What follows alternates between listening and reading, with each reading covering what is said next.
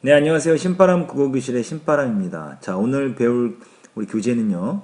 2015학년도 6월 고2 모의고사 16번부터 19번 문제를 공부해보는 시간을 갖도록 하겠습니다. 우리 교재 7쪽이고요. 오늘도 열심히 공부해 주시길 부탁드리면서 그럼 바로 수업을 시작하도록 하겠습니다. 자, 이제 독서 지문이죠. 비문학입니다. 그것도 과학 지문입니다. 하지만 과학 지문 치고는 쉬운 지문인데요. 먼저 문제부터 읽고 항상 지문을 분석하는 습관을 들이길 부탁드립니다. 문제를 먼저 읽어야 하는 이유는 문제를 읽음으로써 지문을 염두에 두고 읽을 수 있다. 즉, 다시 말해서 쉽게 내가 필요한 정보만을 생각하면서 내가 필요한 것, 내가 어떻게 필요한 건지를, 내가 필요한 정보를 어떻게 찾을 것인지를 알고 우리가 문제를 읽을 수 있다라는 거죠. 그 지문을 분석하는데 더 도움이 된다라는 겁니다. 그래서 그 부분을 기억해 두시고 여러분들이 꼭 반드시 문제를 읽고 지문을 분석하는 습관을 들이기 바랍니다. 그럼 16번 문제부터 보도록 하죠. 윗글의 글쓰기 전략으로 적절한 것은 글쓰기 전략이라 그랬어요. 글쓰기 전략. 이것은 다시 말하면 사실은 보세요. 1번 학설의 변화 양상을 통해 통시죠. 통시적, 공시적 꼭 기억해 두라고 많이 이야기했는데요. 통시적은 시간의 순서대로 가는 것이고 공시적인 것은 특정한 시대 하나만을 갖고 집중적으로 공부하는 것을 말합니다.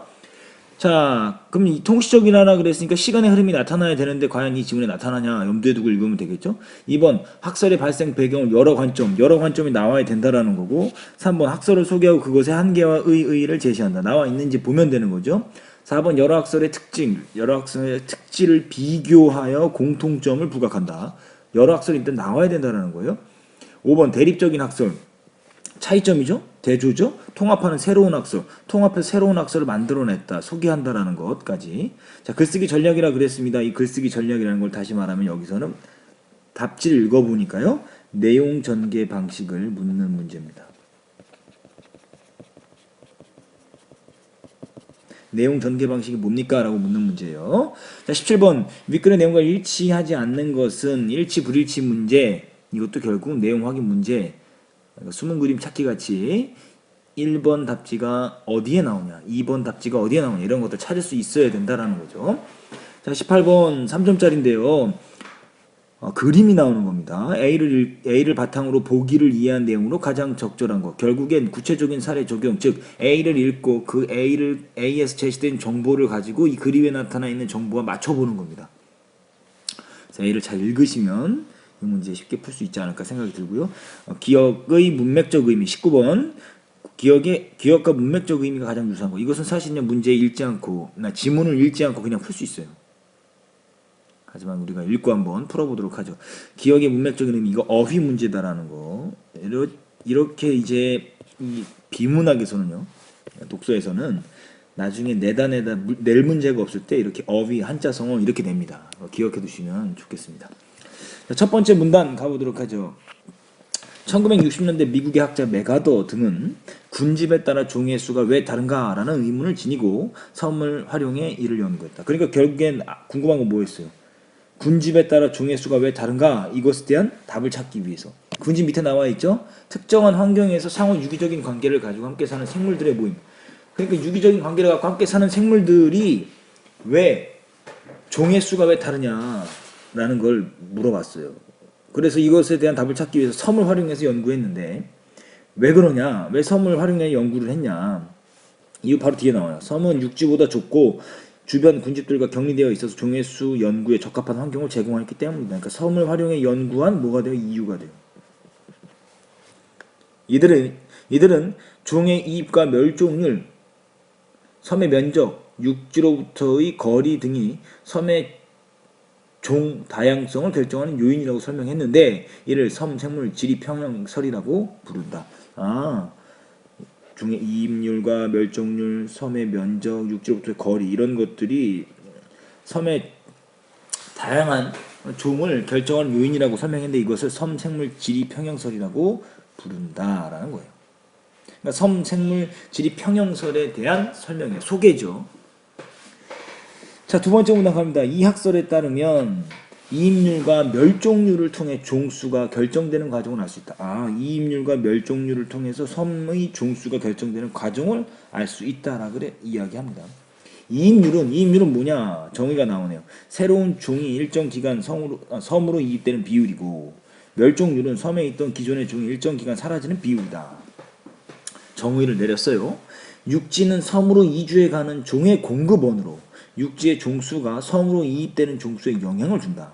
자, 육지는 섬으로 이주해가는 종의 공급원이 되는데 육지의 종수가 섬으로 이입되는 종수에 영향을 준다라는 거예요. 결국 육지에 있는 종수가 섬으로 이입되는 종수에 영향을 준다라는 거예요.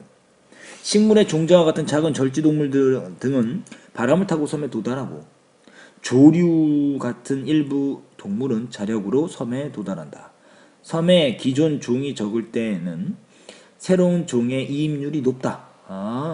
그러니까 섬에 종이 적을 때에는 새로운 종이 들어갔을 때 이입될 확률이 높다. 그러나 시간이 지나면서 많은 종들이 섬에 서식하게 되므로 육지에서 섬으로 이입될 수 있는 새로운 종수가 적어지고 이입률은 감소한다.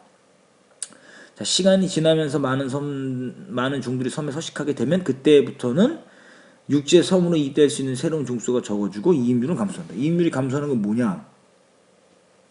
많은 종들이 섬에 서식하게 될 때. 그럼 이입률이 높을 땐 뭐냐? 이입률이 높을 땐 뭐냐?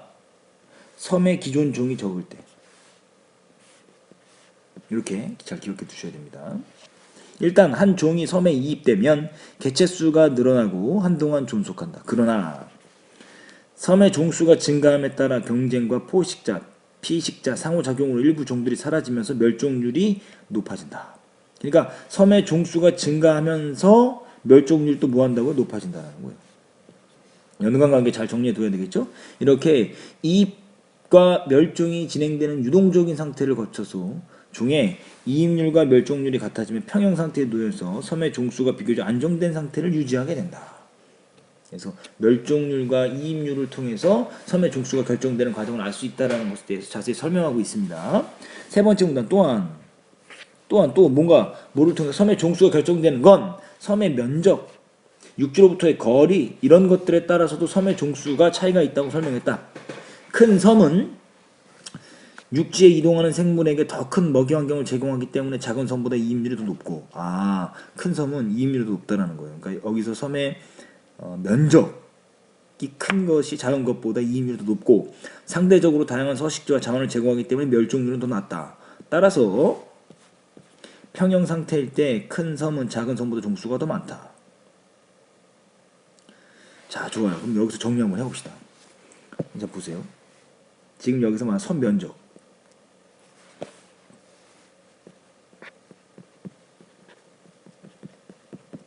섬 면적을 놓고 봅시다. 이입률은 뭐가 더 커요? 큰 것이 작은 것보다 크고 멸종률은 큰 것이 작은 것보다 작다라 그랬죠? 이게 이제 섬 면적에 따른 이제 종의 수의 차이에 대해서 이야기를 했습니다. 이제 한편 다른 말 해보겠죠? 그럼 뭐예요? 육지로부터 거리 이야기 해보겠죠? 생물들이 육지에서 가까운 섬을 찾을 확률이 높기 때문에 육지 근처의 섬은 먼 섬보다 이입률이 더 높다. 그러나 멸종률은 거리에 영향을 받지 않는다. 따라서 정리하고 있죠. 평형 상태일 때 육지에서 가까운 섬은 먼 섬보다 종수가 더 많다. 이거 정리 한번 해보죠. 이번엔 뭡니까? 거리. 육지로부터의 거리. 자, 이입률은 거리가 가까운 것이 먼 것보다 크고 멸종률은 영향이 있다 없다? 영향이 없다라고 이야기했습니다. 이거 잘 정리해 두셔야 됩니다. 왜? A를 가지고 18번 문제를 풀어야 하기 때문에 그렇다는 거예요. 자, 이 학설은 네 번째 문단. 이 학설은 어떤 종이 섬으로 이입할지 또는 섬에 있던 어떤 종이 멸종할지를 명시하지 않는다. 섬의 종 조성은 일정하지 않지만 종수는 평형 상태에 이를 것이다. 뭐 할 거다? 예측할 뿐이다. 또한 이들의 연구는 각 섬의 먹이, 자원, 인간의 간섭, 각기 다른 생물 종이 지닌 특성 등과 같은 요인을 배제하였다는 점, 육지와 같은 고립되지 않은 서식지를 적용하기 어렵다는 점이 한계로 지적되었다. 그러니까 지금 여기서부터 이야기하는 건 요거는 뭡니까? 요거 한계가 나왔어요. 16번 문제 풀을 수 있을 것 같습니다. 그러나 고립된 서식지에 대한 연구, 환경 요인에 따른 진화와 생태 현상 연구 등에 큰 영향을 끼쳤다. 이건 뭐가 돼요? 의의가 됩니다. 그럼 16번 문제에 대한 답이 그냥 자연스럽게 나오는 거예요. 보세요. 여기에 시간의 흐름이 있었습니까? 없었습니까? 없었어요. 통시적 안 되죠. 여러 관점, 하나의 관점, 뭐만 나왔죠? 섬생물, 지리, 평형설만 나왔습니다. 한계와 의, 맨 마지막 문단에 나왔죠. 여러 학설 나오지도 않았으니까 2번하고 4번은 자동으로 제껴지고 대립적인 학설 2개 이상이 나와야 되는데 여기서는 섬생물, 지리, 평형설만 나왔으니까 안 됩니다. 정답은 몇 번? 3번 쉽게 나옵니다. 자, 17번 문제 공부해 보도록 하겠습니다. 자, 윗글의 내용과 일치하지 않는 건 내용 확인, 일치, 불일치 문제라고 이야기했습니다. 일치, 불일치. 이건 선생님이 누누이 이야기하지만요. 이것은 실력 문제가 아니라 시력 문제. 왜? 숨은 그림 찾기이기 때문이다라는 거예요. 자, 서문 6주보다 종의 수를 연구하기에 적합한 환경이다. 여러분들 그 지문 한번 찾아보죠. 이거 어디 있습니까? 첫 번째 문단에 두 번째 줄. 왜 그러냐? 섬은 육지보다 좁고 주변 군집들과 격리되어 있어 종의 수 연구에 적합한 환경을 제공하였기 때문이다. 두 번째부터 세 번째 문단에 있죠.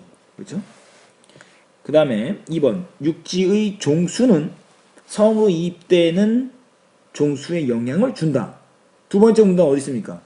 네 번째 줄 보세요. 육지는 섬으로 이주해가는 종의 공급원으로 육지의 종수가 섬으로 이입되는 종수에 영향을 준다. 나와있죠. 네 번째 줄 이하로. 3번 섬의 종수는 경쟁자, 포식자, 피식자의 상호관계에 따라 달라진다. 어디 있습니까?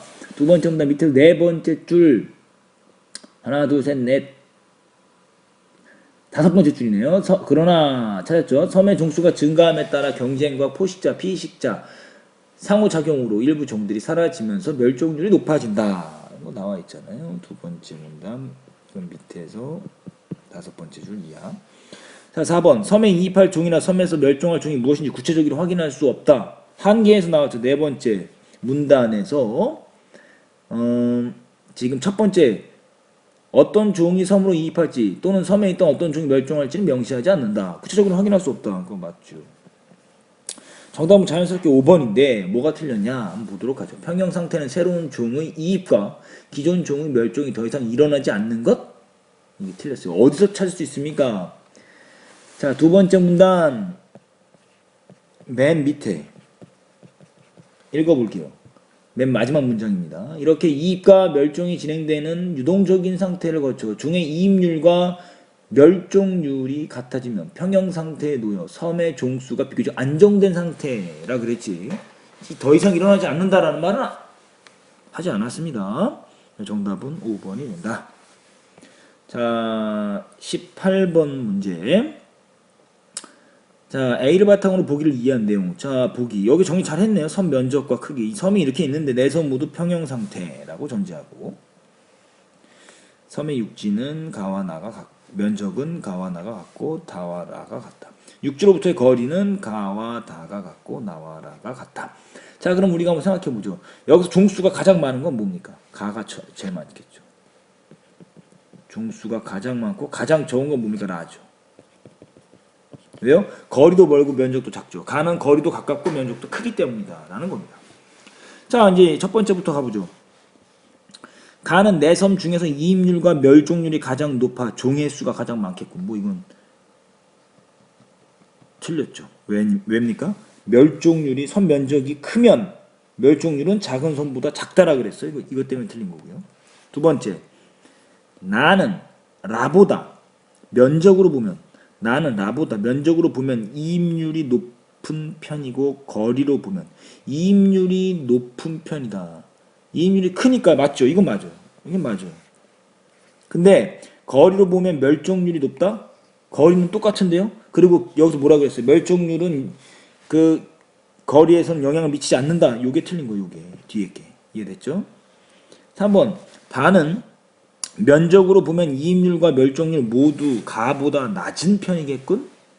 자, 이입률은 지금 다는 면적으로 놓고 봤을 때 가보다 낮은 편? 아니죠. 멸종률은 높죠. 왜? 작으니까.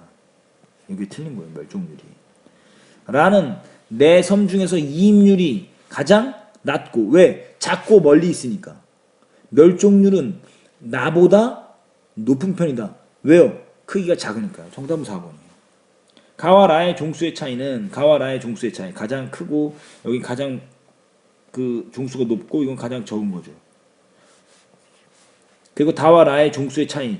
다와 라의 종수의 차이는 뭡니까? 이 차이는 이 차이가 더 크죠.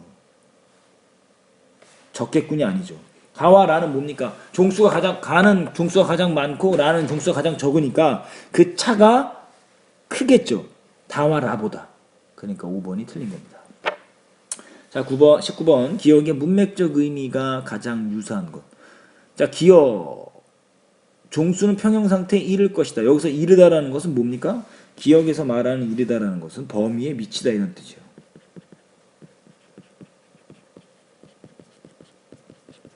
범위에 도달했다 뭐 이런 뜻이죠. 자, 한번 보도록 하죠. 자, 그러면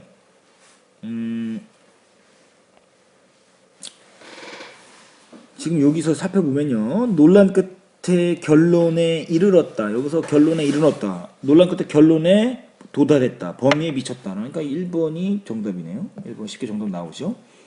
자, 그리고 이른 아침. 이거는 일찍 빠르다 뭐 이런 뜻이죠. 그러니까 안 되고 동생의 잘못을 어머니께 일렀다. 이것은 고자질하다.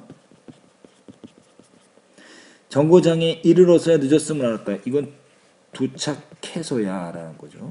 도착하다 이런 뜻이고 속담에 이르길 이건 옛말에 이렇게 말하길 이런 뜻이죠. 여기서 5번에서 말한 것은 책에 쓰여 있거나 옛말에서 이렇게 말한다라는 거니까 이건 정답이 되지 않습니다. 자, 이렇게 해서 오늘요 우리 16번부터 19번까지 공부했습니다. 배운 부분을 여러분들 꼭 복습하시고 중요한 부분을 오마이노트 정리하신 다음에 그리고 꼭 틀린 문제 다시 한번 왜 틀렸는가를 꼭 마무리 지으셔야 됩니다. 오늘도 열심히 공부해 주셔서 감사합니다. 그럼 다음 시간에 다시 만나요. 소년이여 야망을 가져라.